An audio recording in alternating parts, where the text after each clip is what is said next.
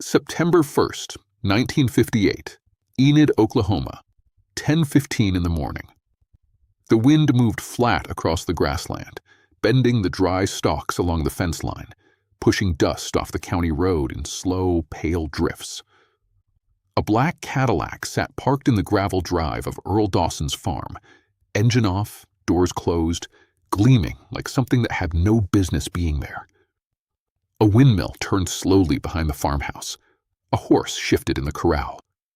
Everything else was still. Arthur Whitfield stood at the hood of that Cadillac, 52 years old, three-piece suit, gray with a faint chalk stripe, silver cufflinks that caught the morning light. He had a leather portfolio open on the hood, a single document inside, and a pen already uncapped in his right hand. His face carried the practiced blankness of a man who had done this before and had long since stopped feeling anything about it. Across from him stood Earl Dawson, 71 years old. Denim overalls, faded blue work shirt, boots worn through at the left heel. His hands were enormous, mapped with 4 decades of Oklahoma soil, cracked at every knuckle, permanently stained at the nail beds.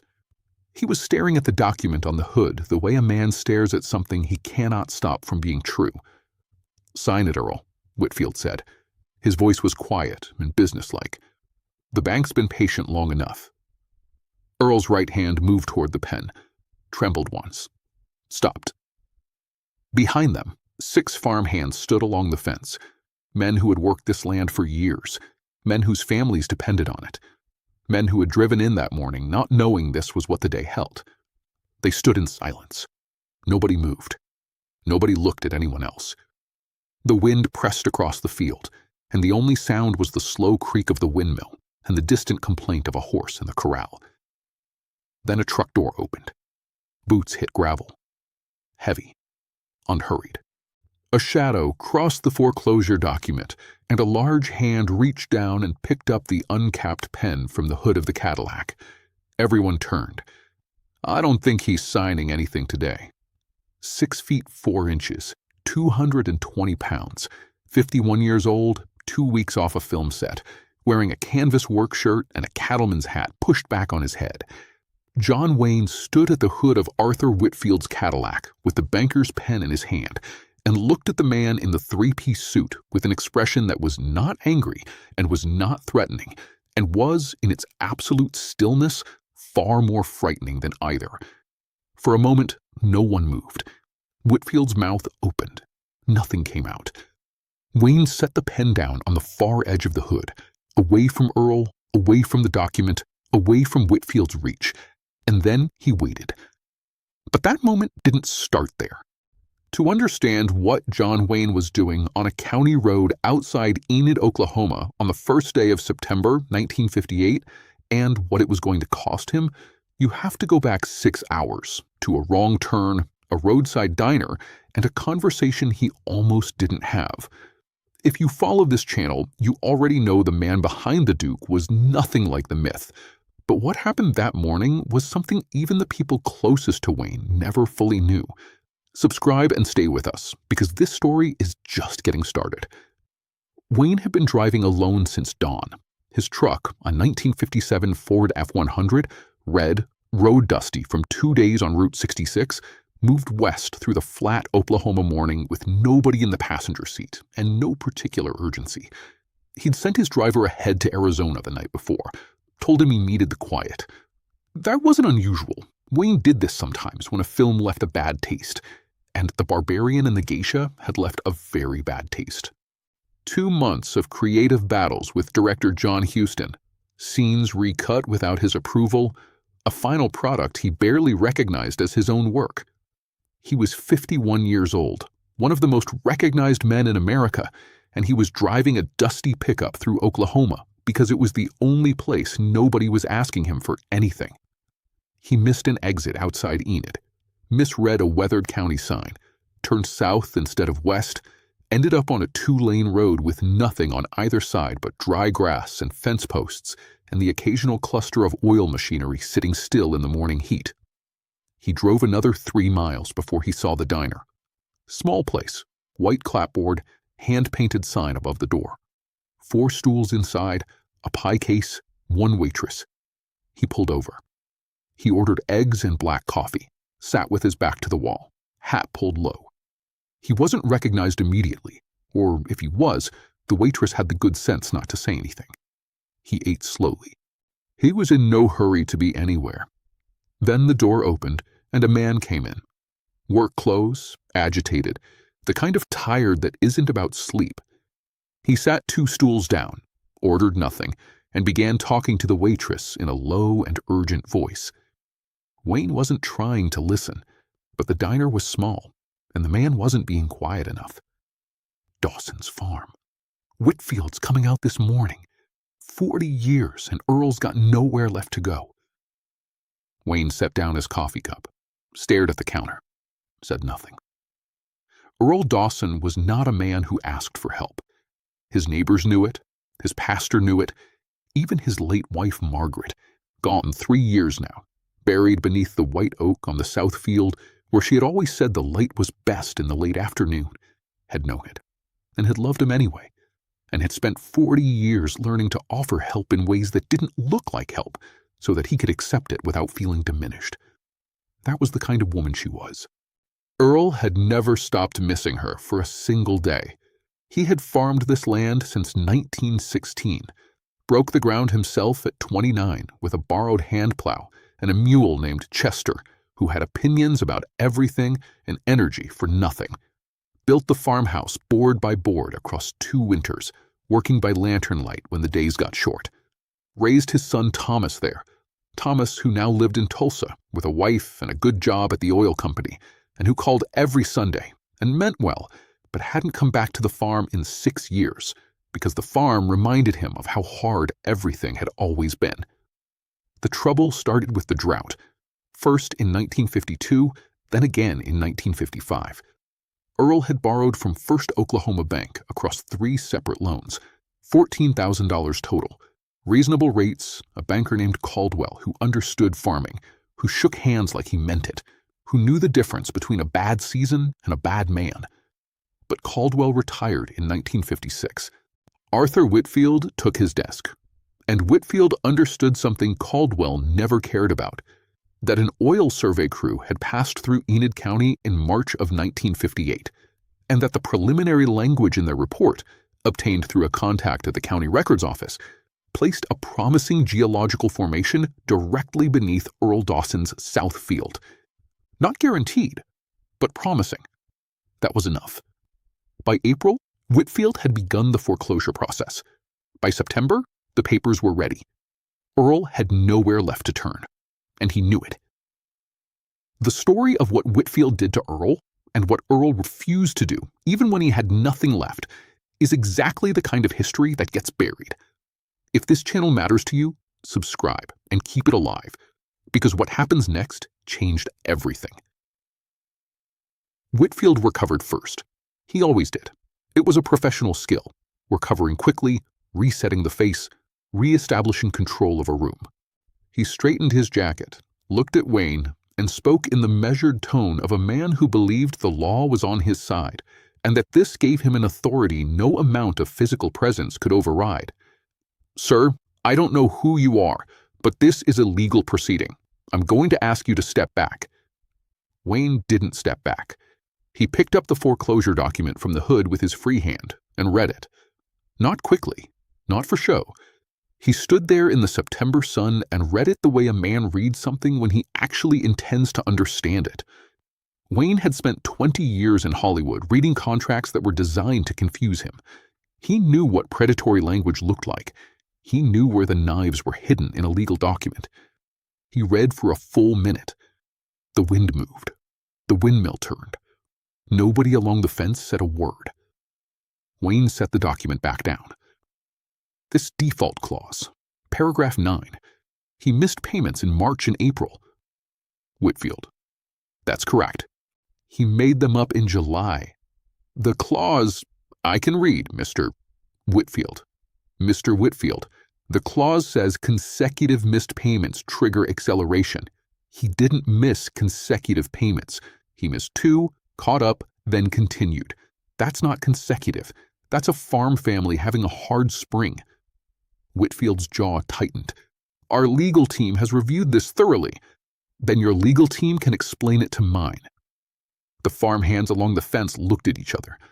Earl was staring at Wayne now, really seeing him for the first time, something shifting in his expression, recognition arriving slowly like light under a door. Wayne turned to him. How much total, with interest? Earl's voice came out rough. They're saying 14,600. Wayne opened his jacket, reached inside, placed a checkbook on the hood of Arthur Whitfield's Cadillac, uncapped his own pen. And in the silence that followed, with Whitfield frozen and Earl barely breathing, and 6 men gripping a fence rail they didn't realize they were gripping, John Wayne began to write. For a moment, the only sound was pen moving across paper. Whitfield took the check. He stood there holding it with both hands, reading the signature twice. And something moved across his face that wasn't quite shame, but was the closest he'd come to it in a long time. He picked up his foreclosure document, slid it back into the leather portfolio, closed the brass clasp. Then he got into his black Cadillac, backed slowly down the gravel drive, turned onto the county road, and disappeared into the flat Oklahoma distance in a pale cloud of dust. Nobody cheered. Nobody said anything. The farmhands along the fence slowly released their grip and drifted back toward the fields the way men do when a crisis passes and the body doesn't quite believe it yet. Earl stood at the hood of his own truck and looked at the empty drive for a long moment. Then he looked at Wayne. You didn't have to do that. I know. I can't pay you back. Not anytime soon. I'm not asking you to. Earl's jaw worked. He was a man built entirely for endurance, and not at all for receiving. Every muscle in his face was fighting the thing that was trying to come through it. He looked away toward the south field, toward Margaret's oak tree, standing alone in the middle distance, its shadow long in the morning light. Wayne followed his gaze, said nothing for a moment. Then, she picked a good spot. Earl's voice came out barely above a whisper. She always had better taste than me. They stood together in the quiet for a moment that neither man tried to extend or explain. Then Wayne asked if there was any coffee inside. Earl said there was. They went in. Wayne stayed 3 hours. No photographers, no publicist, no press. He sat at Earl's kitchen table and drank bad coffee from a tin mug and listened to a man talk about his wife, his land, his son, his life. All the things that don't make headlines and matter more than anything that does.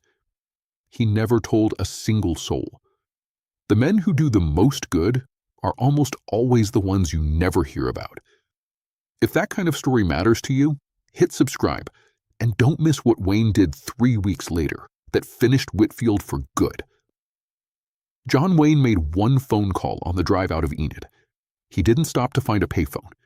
He drove 15 miles before he spotted one outside a feed store on the highway, pulled over, went inside, and called a man named Gerald Parr, a former county attorney in Tulsa, whom Wayne had known since the early 1950s through a mutual friend in the film business. Wayne explained what he had seen: the oil survey crew, the preliminary report, the non-public geological data that somehow found its way from the county records office into Arthur Whitfield's portfolio before a foreclosure that had been triggered on a technicality so thin it barely existed. Parr listened without interrupting. When Wayne finished, Parr said, "Give me 3 weeks." It took 2. On September 19, 1958, a formal inquiry was opened into Arthur Whitfield's access to restricted county survey data. The investigation found what Wayne had suspected. Whitfield had obtained the preliminary oil report through a contact inside the records office, used it to identify Dawson's land as a foreclosure target, and had constructed the acceleration clause argument knowing it would not survive serious legal scrutiny, but betting that Earl Dawson couldn't afford the scrutiny. He was right about everything, except one thing. He didn't know about the wrong turn. Whitfield resigned from First Oklahoma Bank in November 1958. He never worked in banking again. Wayne never mentioned any of it publicly, not in interviews, not in his autobiography, not to the press.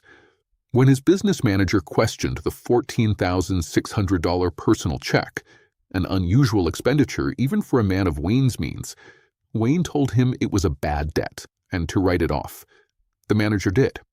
The check disappeared into an accounting ledger, and the story disappeared with it. It stayed buried for 16 years, until 1974, when a letter arrived at Wayne's home in Newport Beach, postmarked Enid, Oklahoma, no return address. Inside, 2 pages, handwritten on plain white paper. It was from Earl Dawson, and it began, "I don't know if this will reach you, but I have owed you these words for a long time." Earl Dawson wrote the letter by hand at his kitchen table in the spring of 1974. He was 87 years old. His fingers had stiffened badly over the winter, and the pen moved slowly, but he wrote without stopping, 2 full pages, because he had been composing this letter in his head for 16 years, and he knew exactly what he wanted to say. He wrote about September 1st, 1958, about the black Cadillac and the foreclosure document, and the man who appeared from nowhere and picked up the pen. He wrote about the 3 hours at the kitchen table, about the bad coffee he wished he'd apologized for. He wrote about Margaret's oak tree, still standing on the south field, and how every time he walked past it in the years that followed, he thought about that morning and what it meant that a stranger had driven down the wrong road and decided not to keep going. He wrote about Thomas, his son, who had finally come back to the farm in 1962, who had stood on the porch and looked out at the land and said quietly that he was sorry it had taken him so long. He wrote about the young family from Kansas who had bought the farm in 1971 when Earl's legs finally gave out, and how he had made them promise, before he signed anything, to leave Margaret's tree standing. They had promised. He had believed them.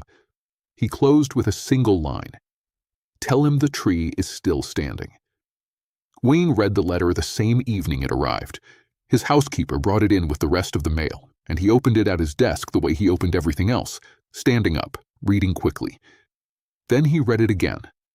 Then he sat down.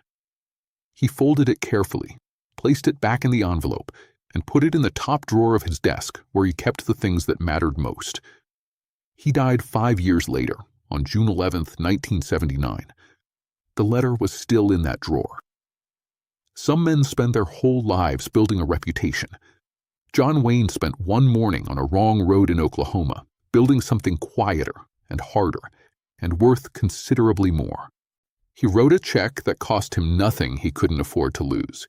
He made a phone call that cost a predator everything. He sat at a stranger's kitchen table for 3 hours and listened, and then he drove away and said nothing. Because the kind of man he actually was, not the Duke, not the legend, not the icon on the poster, that man didn't need anyone to know. The tree is still standing. Some stories deserve to be remembered. If this one stayed with you, share it with someone who still believes in the kind of man John Wayne actually was. Subscribe to this channel, and we'll keep bringing you the stories that history almost forgot.